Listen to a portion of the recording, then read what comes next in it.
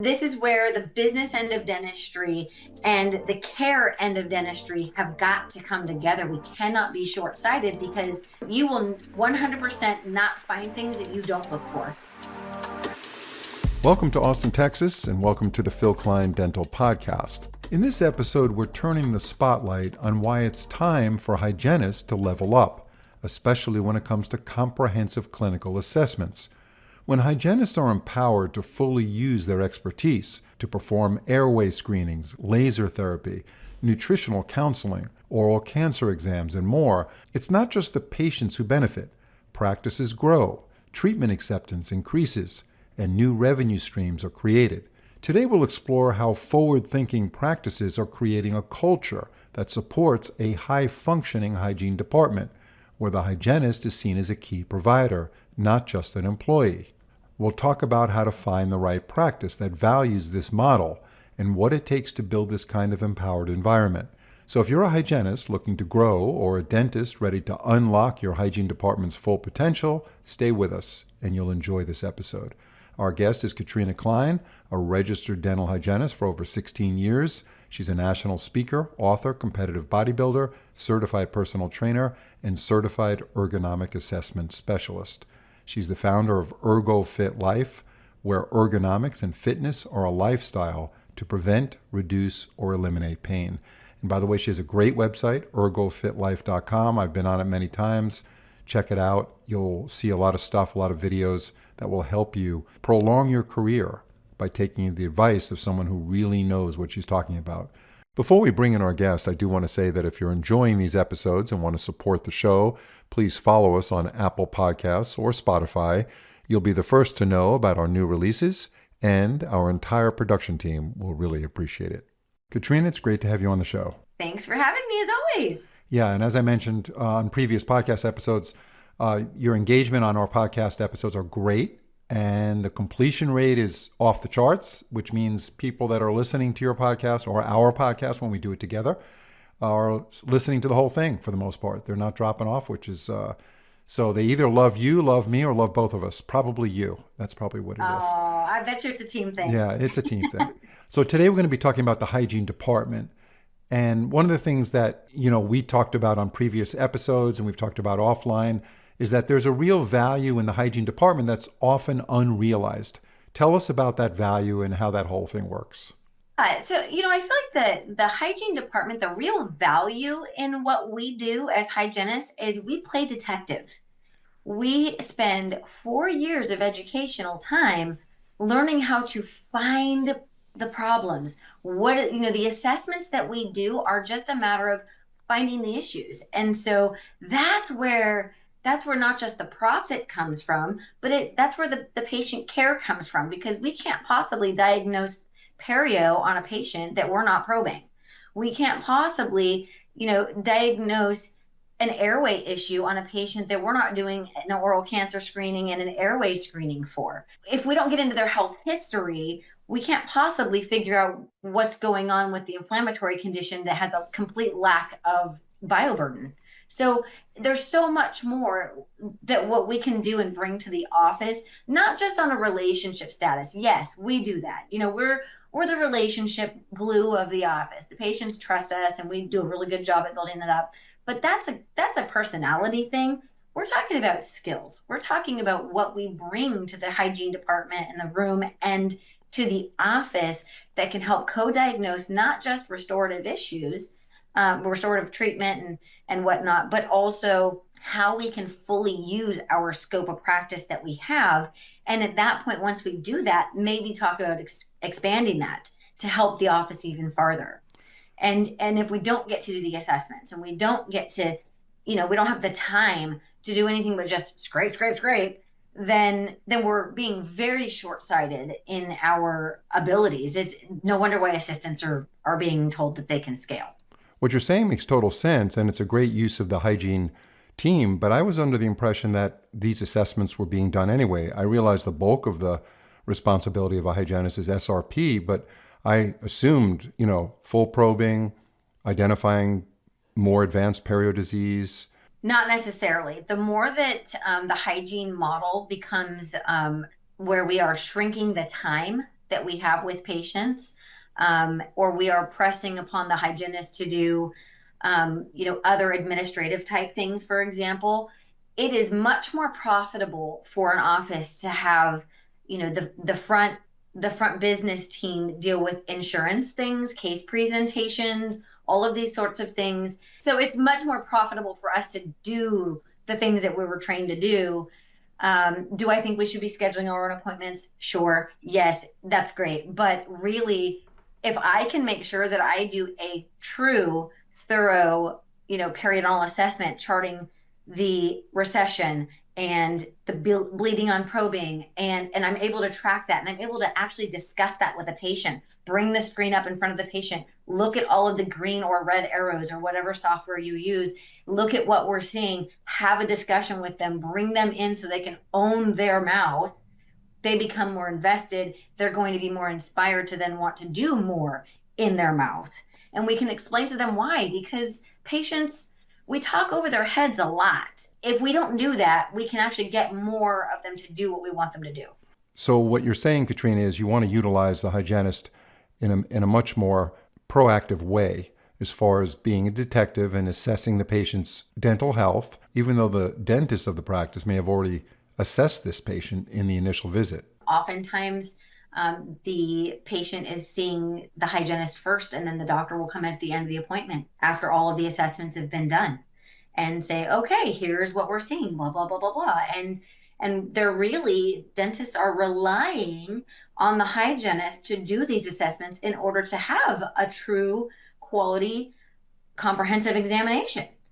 And that may or may not include having them in on the doctor's side, but if it is, to where they're seeing the hygienist first and they're getting all of the assessments done, then the hygienist really should be able to set up the doctor with all of the previous assessments done, have the doctor come in and say, okay, doctor, here's what I see, da, da, da, da, da. And then the doctor looks at things and says, yep, that's what I see too, da, da, da, da, da. This was great. And now the doctor has an opportunity to make friends with the patient, have those good conversations that we all want to have in the hygiene room. And then they can bond, and they can make sure that all the treatment is accepted, in the room. At least the education is provided. Is there anything that Sandy didn't cover that do you have any questions, blah, blah, blah. And they can go about their way doing the things that they do best. But what we do best is the assessments. What we do best is the digging. We are the investigative department of the office. And if we don't have time to do anything besides just bioburden removal, right, how much assessments do you get to do? And as our appointment times get shortened and shortened, it's not helping the bottom line. Whether that bottom line for a practice owner means money, or the patient means good care, or the provider meaning, I had the autonomy to decide, okay, this patient needs this, or this patient needs that, or what have you. So I assume, Katrina, that the first appointment, either a new patient or they haven't been there for a long time, that hygiene appointment is longer, I would assume, so that would allow the hygienist to do more detective work and be more comprehensive with their assessments. And then I assume subsequent visits with that same patient may get shorter because of scheduling constraints. Ideally, it is longer. And I would say that a fair number of offices do make that initial appointment longer. But more and more we're seeing them not.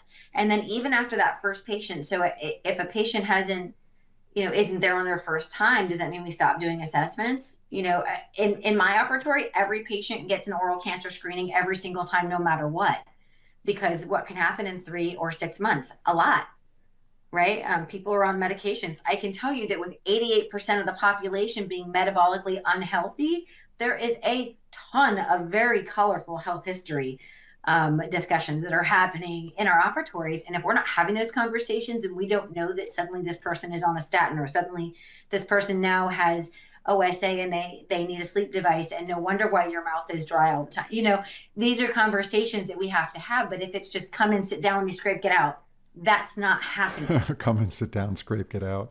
Yeah, I mean, ultimately, this is where the business end of dentistry and the care end of dentistry have got to come together. We cannot be short-sighted, because you will 100% not find things that you don't look for. Before we jump back to our guest, I want to take a moment to thank our sponsor, EMS, the company behind Guided Biofilm Therapy, or GBT. If you haven't heard of it, GBT was developed with leading universities and clinicians, and it's quickly becoming the gold standard for managing biofilm. What makes it so effective is the minimally invasive, evidence-based approach. With airflow, perio-flow, and Piezon technologies, GBT gently removes biofilm, stains, and calculus with impressive precision. Patients really notice the comfort and speed, and hygienists love how efficient the workflow becomes. No surprise that thousands of practices worldwide are already seeing great results. And EMS makes it easy to bring GBT into your practice with clinical guidance, marketing support, and a clear plan for implementation. So check out the GBT Ready Practice Setup at gbt-shop.us. So when you go to a CE course and they're talking about all the things that a dental hygienist can find, and they spend an entire hour on airway, and you're thinking to yourself, wow, I know so many hygienists that aren't even thinking in this realm. They're just going in there and they're doing their scraping, and they're counting the next patient, how many more patients they have until the end of the day, and then they go home exhausted. And then you're saying this negatively affects the bottom line of the practice by not going through the day being a detective. Because if you're not being a detective, you're never going to find things that exist. You won't even know what you don't know. So during your continuing education experience, you're realizing that there's a whole treasure trove of stuff down there Absolutely. that needs to be found. And not so much for the money, although that's not a bad thing. Dentistry is a business, but obviously it's beneficial to the patient. So tell us about airway. Airway is a huge topic right now. And Yes. we're noticing more and more how airway is kind of causing patients to be in this infinite loop of dental care. They get the restorative work done. 2 or 3 years later, they start to have recurrent decay. And we're noticing that this dry mouth syndrome and all this other stuff is because of airway obstruction. It doesn't have to be OSA necessarily, but it could be some form of airway condition. How does the dental hygienist play into all this? Oh my gosh, it's huge. And actually, I'll tell you, whenever I teach my longevity course, I talk a lot about oxygen and the importance of breathing and forward head posture and all of those things. And I share a story about a patient that I had that had chronic perio, was feeling super defeated about the condition that they were in. I've been certified for oral hygiene, sleep apnea certification. And so I look for it. And in my office that I was in, we did the pharyngometer and we looked at the airway, and the doctor made dental devices, the different devices that are made. Even in this other office that I worked in that didn't have it, I had a patient. I looked in his mouth and I said, listen, if you were my dad, I would take you to the doctor right now to get a sleep study. I don't know if they will charge you for it because of not your medical insurance, but I can tell you you're on all of these medications. I can tell you that you have this many risk factors that contribute to it, blah, blah, blah, blah, blah, blah, blah, blah. And this was, while I was doing his SRP. And what happens, this was the second SRP appointment. He comes in 3 months later for his first periodontal maintenance appointment afterwards, and he won't sit down in the chair until he's talked to my doctor. And I was like, oh my gosh, because the first time I saw him was for his SRP. And so the doctor comes in, and he's been a long time patient at this office. And he says, Dr. Patel, I need you to know this girl saved my life. I will never leave this practice as long as she's here. So he had 88 disruptions an hour and was then on a sleep device. And yes, he's a lifelong patient, and he was already a long-term patient, but he's like really a lifetime patient now, right? And then in addition to that, he started doing all of the things that I was recommending, because that trust factor, that not quantitative trust factor, was there. He did not miss his 3-month appointments. He started water picking. He did all the things, and his oral condition improved, and he felt more confident. He lost a bunch of weight. How is that not good for the bottom line? That's an amazing success story. I think not only did you build the trust, but he didn't want to disappoint you, because he knew you were taking care of him, and you were taking care of his periodontal health and everything else. and his systemic health through the airway diagnosis or the airway recommendation that led to a diagnosis. But he didn't want to disappoint you. He felt like, you're looking after him, and you probably put him on a pretty nice home compliance protocol to maintain his periodontal tissue and everything else. And that's how you get success. And my doctor allowed me the autonomy to practice that way. And that's where that comes from. Because if I didn't have the ability to make that decision and have that conversation with him, even though this particular doctor did not do sleep dentistry, he wasn't involved with that. So who did you refer him to? I referred him to a sleep doctor. Yeah. And the physician put him through a sleep study. They determined that he had 88 times per hour that he was waking up. And they gave him a CPAP. He didn't qualify for a dental device, this particular patient, but but the reality is I had the time to have that conversation, and it did improve his oral health because, like you were talking about, his decay rate went way down because he wasn't sitting here dealing with all this dry mouth, from breathing through his mouth. He lost weight. His periodontal condition improved. The restorative needs decreased because he was, and he's loyal and refers every single one of his friends. Yeah, I mean, it's a boom for the practice. There's no question about it. Did you get the owner dentist, your boss, to give you more time for these visits so that you could do these kinds of comprehensive assessments? Oh, no, I had an hour, but he never took away from that hour. And he never required that I did more in that hour than I could. And so if that meant that maybe a patient was taking longer, had more need, then maybe the front desk would do the scheduling of the next appointment, or what have you. So there was never a production quota, and saying, they never said to you, Katrina, you got an hour, but in an hour you got to produce a certain amount of billing because, we got to pay you. That was never discussed. Nope. We didn't talk about that. We talked about how can we serve our patients the best. And this also, by the way, is a doctor that did zero marketing, and he had more patients than he could ever possibly take on. And he had a waiting list of people trying to get into the office. Yeah, so he sounds like a super nice guy that's really genuinely interested in patient care, what's best for the patient, and not necessarily the best businessman in the world, maybe. I don't know. Maybe it turns out he is indirectly, right? He is. Yeah. So he I take is. that back. Listen, it may not be ideal for every doctor owner, but he also was very well off. I can assure you. Put his daughter through vet school. It certainly sounds like the kind of dentist I'd want to go to. So I can totally see how his practice really exploded on the upside from word of mouth. I mean, that's what patients are looking for. It's that kind of care. So let me ask you this. You talk a lot about value, how comprehensive hygiene care could bring a huge value to the practice. And this has to do with communication with the patient. Talk to us about that. We'll be getting right back to our guest in a second, but first, if you're listening to this podcast, chances are you're always looking for ways to take your restorative and aesthetic dentistry to the next level. And it really all starts with great dental photography. And the right camera can be the difference between getting the photos you need and actually using them to boost case acceptance. That's why so many practices choose the iSpecial digital dental camera from Shofu. It's designed specifically for dentistry, making clinical photography fast, easy, and incredibly consistent.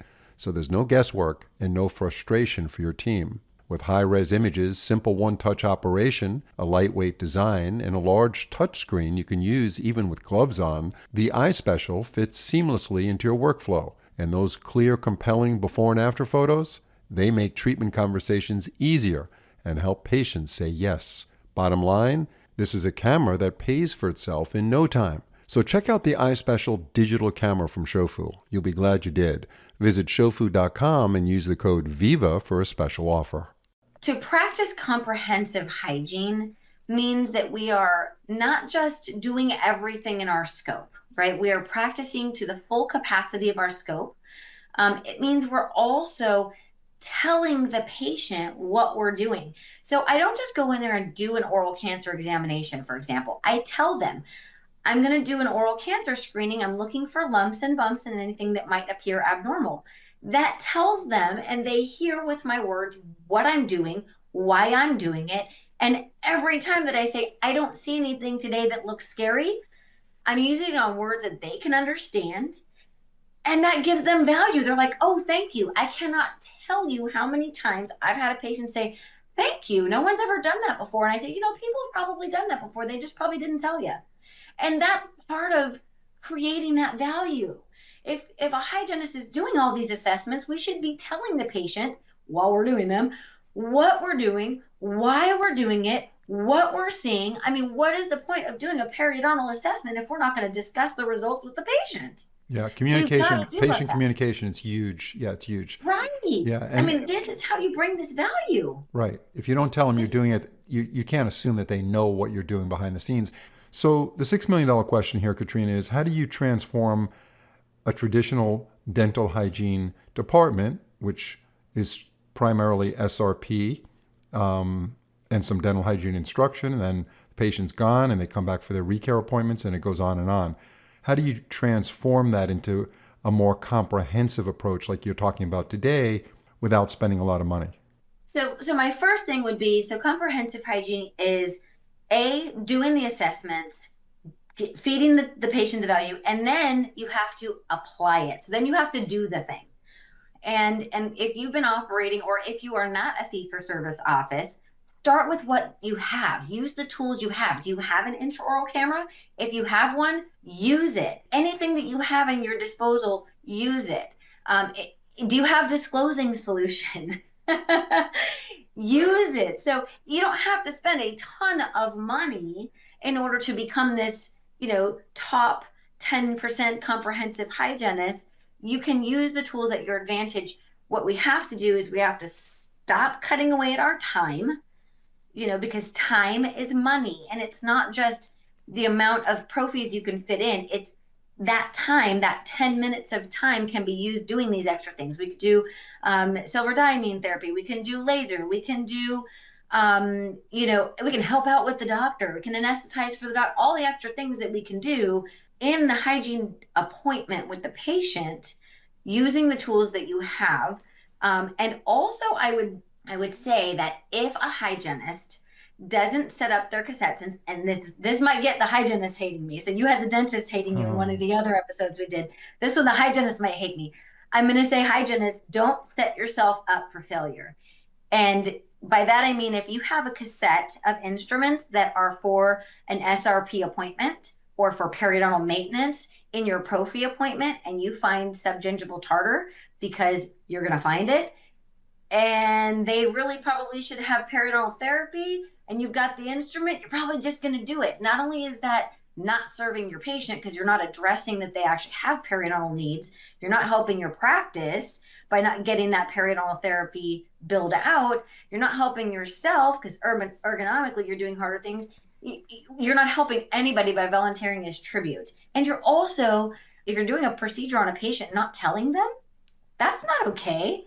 So don't put your subgingival scalers into your prophy appointments that are going to be for getting down into a 6 millimeter pocket. We want to make sure that we set ourselves up for success. Is that common? Does that happen quite readily where a hygienist will go beyond the pale and say, hey, in their mind, they're not going to tell the patient, but in their mind, I know this is a prophy appointment, but I have a scaler here that I can go right underneath number 22 and get that whole bit of calculus out, even though there's a 6 millimeter pocket there. Yes, I will tell you that the term bloody prophy is kind of what we see. That's you know, interesting. Yeah. if your patient is having a bloody prophy every time, a prophy should be, removing bioburden on a healthy patient, not periodontally, involved patients. And so if we are doing periodontal therapy, and, honestly, hygienists are givers. We just want to help people. And you know how it's so easy for us to just grab that sub G calculus. And we want to help them. And maybe we know these patients for decades, and we know that they are financially not in a position to do the thing that we know that they need. And I know I've seen dentists do it too. We're all guilty. We're all givers. We all want to help people, but you just can't do that because you're not helping anybody by not making them aware of their condition and not allowing them to own it. So that, because what will happen if we go do periodontal maintenance, or we do a free SRP on a patient that is being labeled as a $37 pro fee because we think they can't afford it, or we know they can't afford it, what's going to happen? They're going to come back in 6 months or whatever, and they're going to be in the same place because we did it for free. We didn't educate them that they're Right. losing bone. We didn't educate them that they now have, anaerobe bacteria in their mouth that systemically is going into their bloodstream that could potentially be a factor for hypertension, or all of the things that periodontal Right. conditions are involved systemically wise. Like, where are we serving our patients by doing that? No question, Katrina, you can't be doing that behind the scenes. You have to tell the patient what you're doing because you never know. They may have resources that you're not aware of. If you think a patient is economically strapped, you may be right, but you don't know. You have to tell the patient. You gotta tell the Yeah. patient. We'll be right back with Katrina in a second, but first, for the optimal bond between zirconia and your resin cement, check out Bisco's Z Prime Plus. Rated best in class by thousands of top clinicians, Z Prime Plus featuring MDP creates a strong, reliable bond to zirconia, metal, and alumina substrates. And nothing could be simpler. It comes in a single bottle, and it's 100% compatible with both light-cured and dual-cured resin-luting cements. It's time you get the most out of your zirconia restorations. To learn more about Z Prime Plus and the entire Bisco adhesive product line, visit bisco.com. And then, we talk about how can you implement things without spending a ton of money. One of the least expensive things that a practice can do is make sure that every one of their hygiene rooms are outfitted with a camera. And I happen to know that there's a mouthwash camera out there that is, I think they're less than $200 for one of these cameras. And a picture is worth a bazillion words, not 1,000, a bazillion words. Yeah. And, if you can have a picture up on a screen so that or show a patient what's going on in their own mouth, the case acceptance goes way up. That's not a ton of money. Making sure that you have adjuncts in the office as you grow, allow some of those profits to go back into your business by getting, I don't know, a laser if your hygiene department can do lasers, if that's in their scope. Sending them to CE again together so that they can come back and talk about how they're going to implement said CE. Doing it as a team. All of these things can contribute to not only the practice's bottom line or the provider's fulfillment. It can also retain your employees and make your patients get the best care. And maybe at some point you can be a fee-for-service office because you're making enough money that you don't have to be, hanging out with the insurance companies all the time. But I think it's also important to mention, Katrina, that the dental hygienist working in that practice that wants to go beyond the traditional role needs to corroborate this initiative with the dentist, the boss, the owner of the practice, because they have to be on the same page. So I tell hygienists, when you're in that interview, that is the time. I mean, you're literally on a first date. You're not going to get married to somebody without having a conversation. And so it's really, really important. That's funny. That's funny. Yeah, I hope that that's true. Yeah. I mean, I would like to believe that. Okay. You don't just like show up and, hey, I like your outfit. You like my outfit. You're pretty cute. I'm pretty cute. Let's do this. No, it's, what do you want to have children? Do you want to? Right. So as a hygienist, Do you have a like, job? Yeah. yeah, Yeah. do you live with your folks? These are all questions that we ask in our dating life. Why would we not do that professionally? And it's really sometimes very difficult to have these tough conversations with people because as a dentist, you need a body in that chair to service your patients, right? As a hygienist, we need a job right now. With the shortages, I hate that word, but the perceived shortages that we have, that's a little scary because the hygienists right now are like, I should be interviewing them to make sure that we are in alignment. Versus when I graduated in '07, it was the other way around. There were no jobs available. So, the conversation can sometimes go both ways, but we ultimately have to make sure that we're aligned in our philosophies and the treatment that we want to give and not give, and the wording that we want to use. What kind of verbiage do we want to say to these people? Hey, doctor, when I say this is what I mean by that, because I'm not going to say the same thing to the doctor in their office that I'm going to say in front of a patient. And so for me, I want to have these really tough conversations right up front, in the interview, how do you feel about me using laser for your patients and not just during SRP? How do you feel about adult orthodontia? How do you feel about blah, blah, blah? What is your practice philosophy? Airway is a big thing too. Yeah. Yeah, your airway. Where do you want to take your practice? What does your 5-year practice goals look like? Because if that doctor says to me, actually, I really don't recommend adult orthodontia. I really just reserve it for kids. I know right then and there, you're not getting a second date. Um, Yeah, no, this is and really important. This is great information for the hygienists out there that are looking to be hired. I mean, and we yeah, talked about that on a previous podcast. I said, you really have to interview the dentist, especially it's a buyer's market right now. yeah, So when I say and it buyer's will market, change. yeah, yeah, no, it's It not. will change. It will or it won't. It will. With the way that the economy works and the way that the job markets work, it's always cyclic. These Yeah, things happen. right. And at some point, and this is what I tell people in my longevity course, is that if you are always bringing massive value, you Hmm. will always have a job. And that's all you have to worry about. Just bring massive, massive value in a practice that you're aligned with. Right. Well, that's the And key. That's the key thing is the alignment, and that's the mhm, responsibility of the hygienist who's looking for the job. They need to make sure that they're getting involved from the get go. Like you said, it's a first date. You don't want to, as a woman who's looking for a man, or and vice versa. You want to make sure that you're in alignment early on. Otherwise, nobody wants to invest a lot of time into something that is destined to fail. So yeah. the same thing applies to a dental practice, a dentist, and a Mhm, hygienist. So the hygienist is in the driver's seat. They need to really look. Now, again, if you're in a small town, if you're rural, and you have 3 dental practices to choose from, it's a little bit different, right? You're limited because the next dentist is 60 miles away.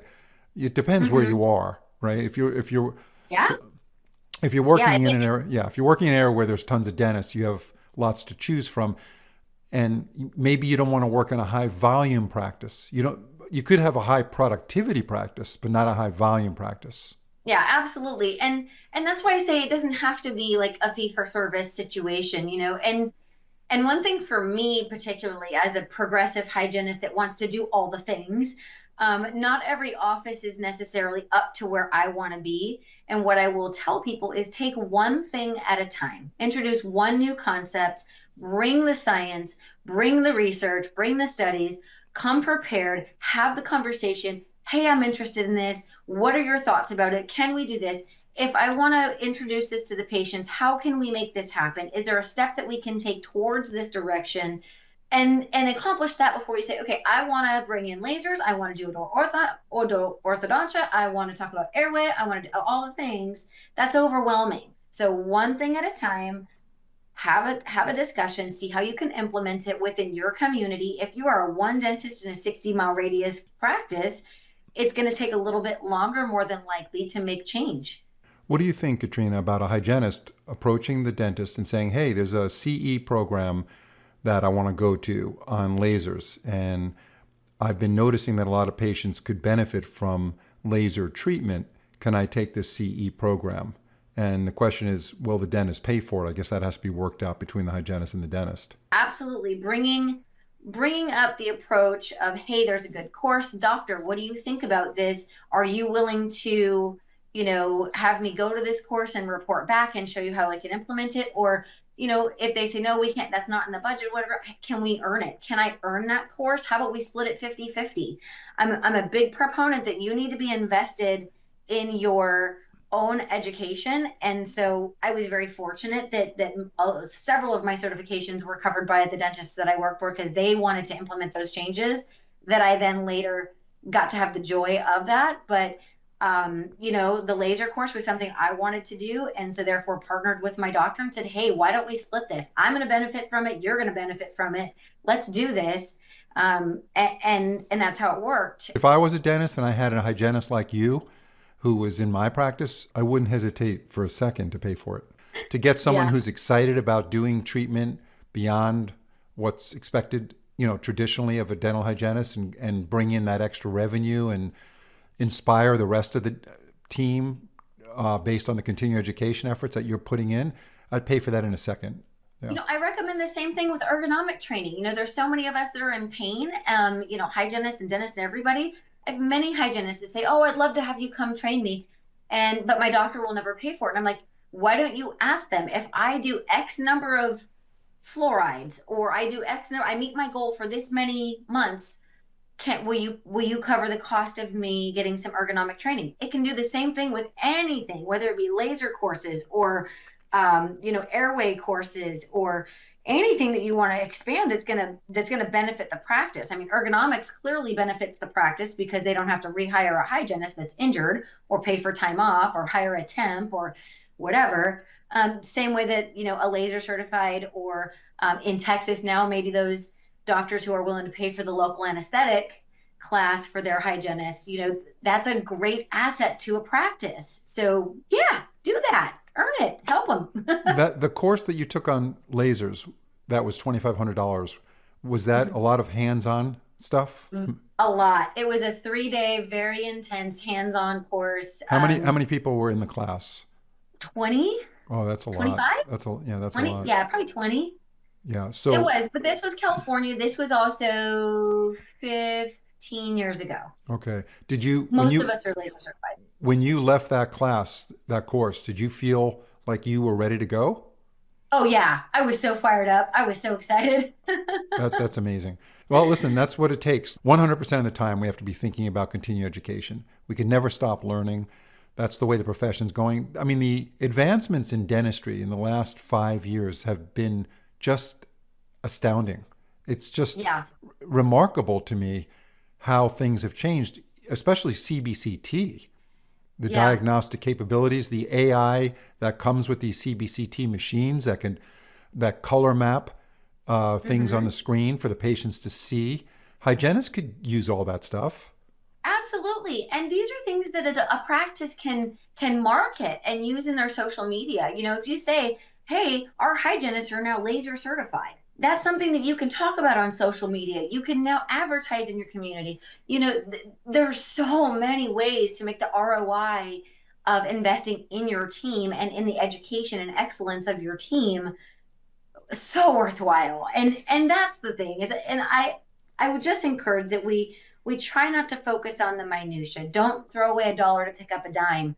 And by focusing so much on, okay, we're going to have to do assisted hygiene where we see we blow out our hygienist's hands in 5 years, which she now has to have, or he now has to have a disability claim for, which makes our workers' comp claims go up. And now we have to find another person because we billed out 16 D110s and didn't even still cover the cost of the hygienist wages for the day.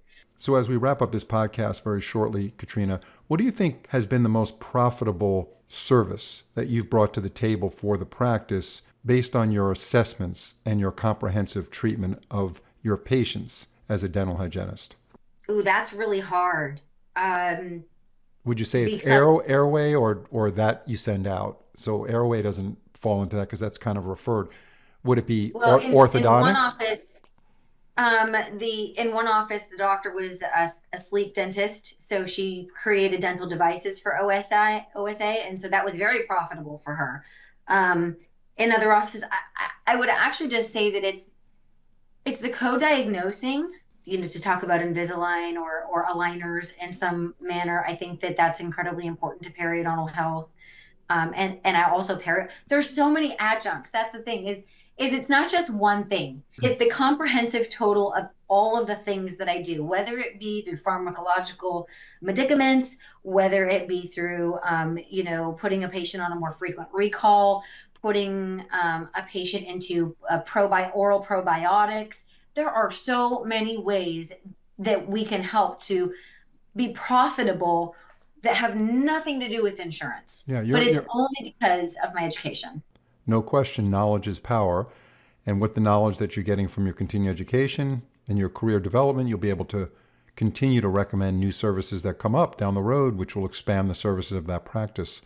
Really phenomenal stuff. You're like the ambassador of the office, connecting in a very trustworthy and positive way the patient to the practice services. And it's only because of the delicate nature that is autonomy. We have to trust one another. We have to stop fighting amongst ourselves in our own profession and see the benefits that we each bring to the table so that we can together elevate. Yeah. Because there are things that we do in hygiene that are profitable, that are personable, that are procedural. There's all these different things. But if I don't have, as a hygienist, the autonomy to make those decisions and I have no control over my schedule, and I've just got an office manager there telling me we got to get out one more thing. You have got, okay, listen, you don't know what you don't know. Right. And it's just like me going in and telling a doctor, here's how you have to do a root canal. We certainly can talk about this for hours on end. We are running out of time, though. So I want to thank you, Katrina, for your time. Thank you so much for being on the show, and we'll see you soon on another podcast episode. Oh, I'd love to. Thank you so much, as always. It's been a great time.